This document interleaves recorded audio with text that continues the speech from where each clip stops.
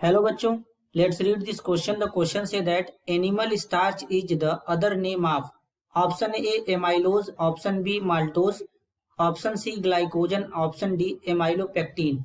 तो सबसे पहले समझेंगे बच्चों की कॉन्सेप्ट होगा पॉलीसैकेराइड।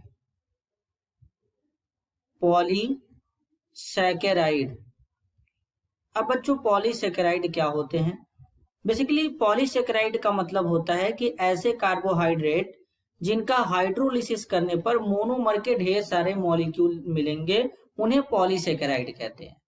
अब बच्चों यहाँ पर कुछ हमारे क्या है, पॉलीसैकेराइड गिवन है और इनमें कुछ हमारे डाइसैकेराइड भी हैं। तो जैसे बच्चों अगर हम बात करें एमाइलोज की, तो बेसिकली क्या होता है कि स्टार्च होता है, स्टार्च एक पॉलीसैकेराइड होता है।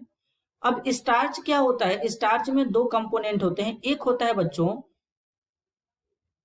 एमाइलोज और दूसरा होता है एमाइलोपेक्टिन होता है।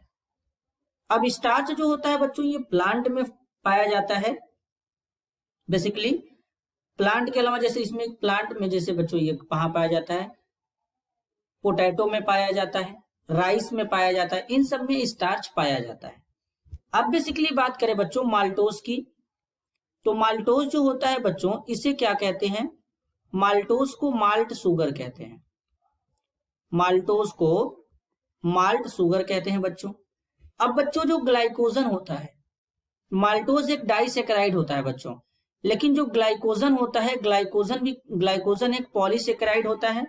ग्लाइकोजन किसे कहते हैं, जब बेसिकली बच्चों कार्बोहाइड्रेट ह्यूमन बीइंग के बॉडी में स्टोर होता है ग्लाइकोजन के फॉर्म में, तो उसी को क्या कहते हैं, एनिमल स्टार्च कहते हैं, एनिमल स्टार्च कहते हैं। तो इसलिए ग्लाइकोजन को बच्चों एनिमल स्टार्च कहते हैं। तो अब यहां पर करेक्ट आंसर को आइडेंटिफाई करेंगे, तो करेक्ट आंसर क्या होगा, option C glycogen. This is your answer. I hope you understood it well. All the best.